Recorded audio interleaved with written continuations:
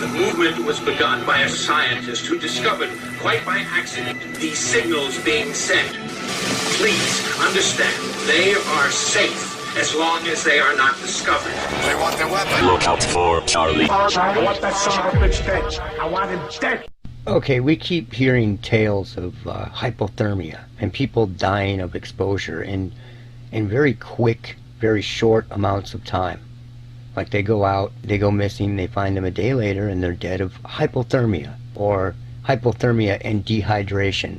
And most of these cases are either very bizarre or have something to do with the missing 411 thing. What they don't talk about, most of these people that end up in these weird situations are hearing something. The ones that live always tell the tale.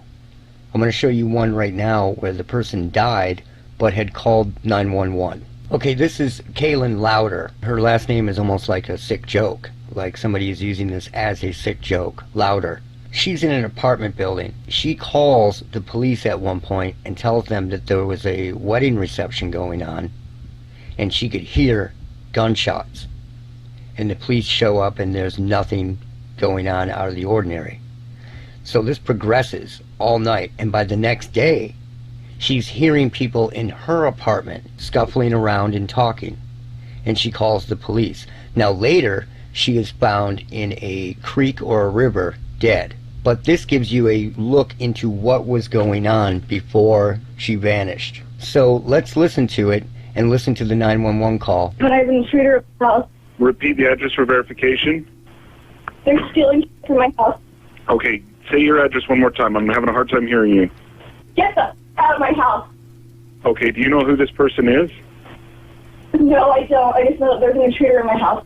Now before this started with the gunshots the night before and all that, she was totally normal, didn't have anything weird going on, and it progressed this quickly. You don't know who they are. No, I don't. I'm trying to look from where I'm at 'cause I'm worried about my safety. Please hurry. Are you at the location now? Yes, I am. There's one thing.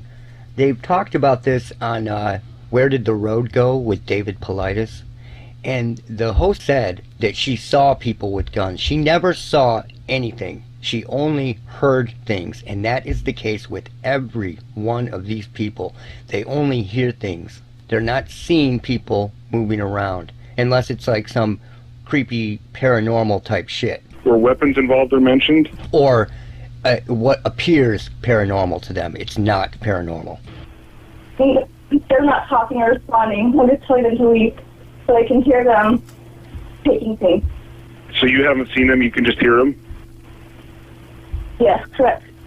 So she never saw anything. She just heard it. Even the gunshots that she heard at the wedding reception. She didn't see guys with guns. She only heard something.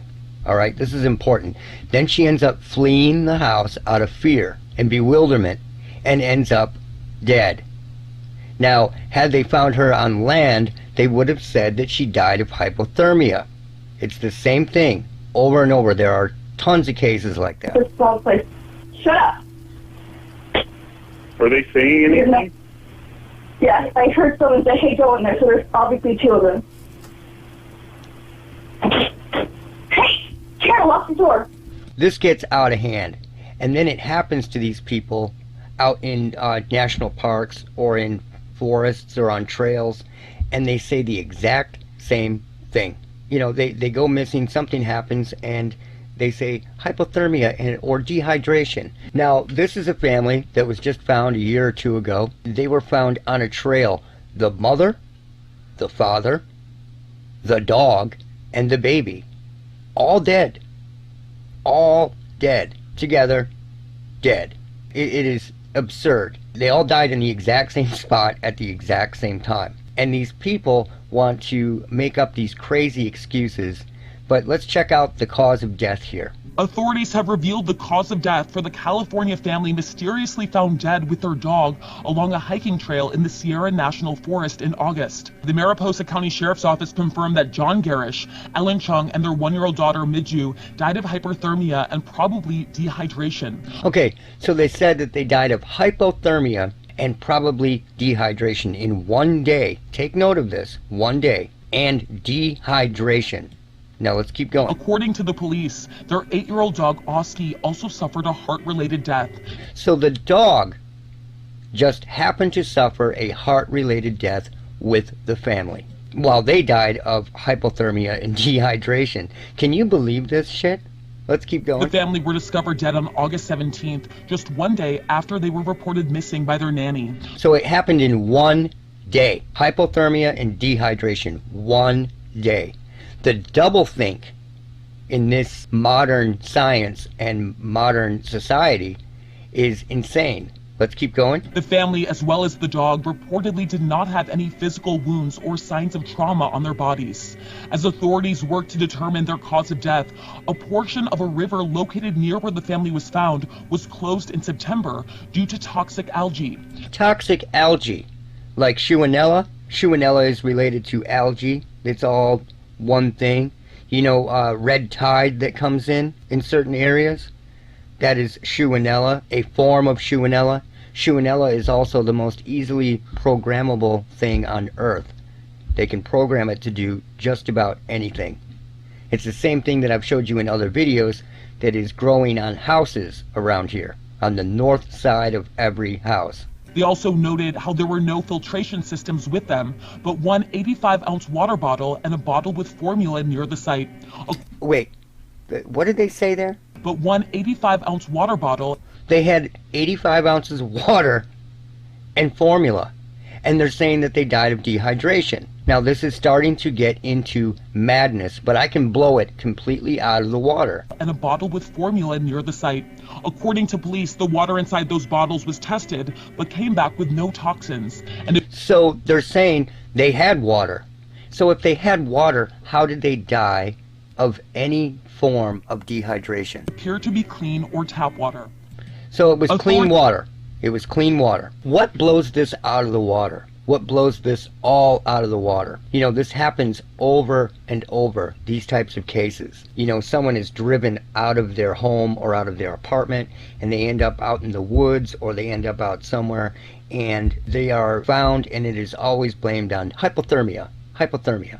And then they've come up with these crazy theories, like paradoxical undressing. Really, dude? You go out to the Himalayas or out somewhere, anywhere cold, where these people live in it, and ask them about paradoxical undressing, and they will laugh at you. They will laugh at you. It's clown world science. It is absolute clown world science. Something is heating these people up, and it's causing them to take off their clothes to try to get away from it. In this case, this dude died standing up. He's just standing there dead.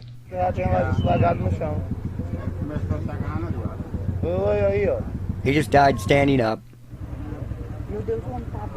And if they were anywhere but there, they would say he died of exposure and hypothermia. So what kills this whole clown science?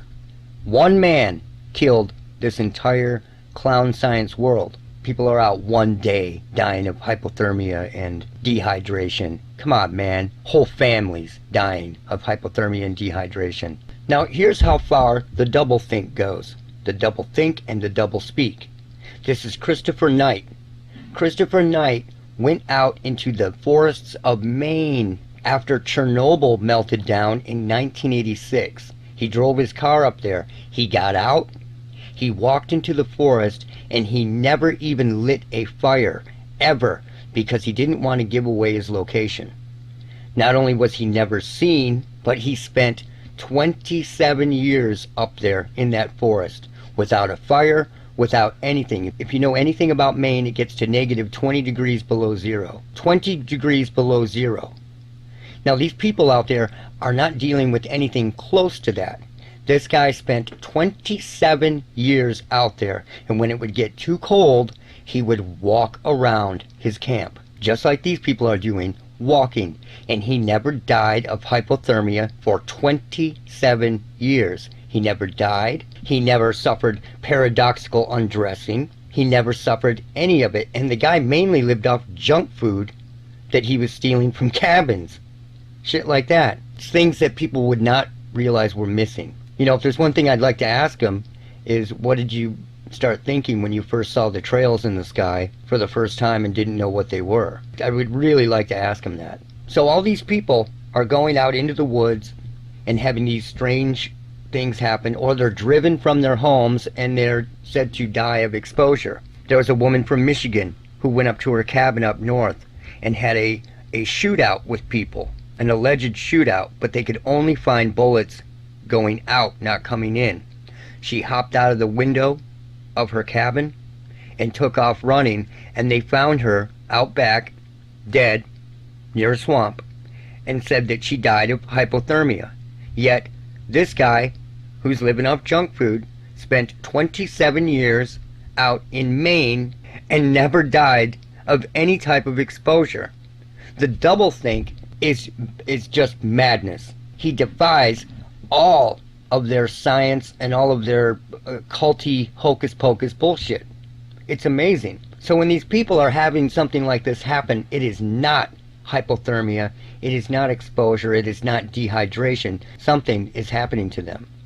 And I'm telling you, mention paradoxical undressing to somebody who lives in Siberia, and they will absolutely crack up at you. It's unheard of. These are American, Western American beliefs. And this started in, I think it was 1979, when they started reporting paradoxical undressing. You know, just in time for all this shit. So Christopher Knight completely blows that shit out of the water. The dude drove up into the hills, got out of his car, walked into the forest, never even lit a fire, not one time. Not one time. So think about that. Think about that, and then think about what they are claiming. And it is absolute bullshit. This is what they do when they can't find a cause of death. They have to put down something, so they do it. And I can tell you that because what they wrote on my dad's death certificate is absolute and total bullshit. When I got it, I was cracking up. Not in a funny way, in a what the fuck way. Just madness. So don't believe this shit. This dude spent 27 years in Maine winter weather, which is basically the same parallel as Canada. You know, it is cold as shit. And he lived just fine with no fires, with nothing. So think about that. And that's it for now. Look out for Charlie. I don't like the world now. I mean, before I always knew I was a son of a bitch. But now I'm the only son of a bitch I know. Hey, make way for a real human being. Get out of the way, yeah.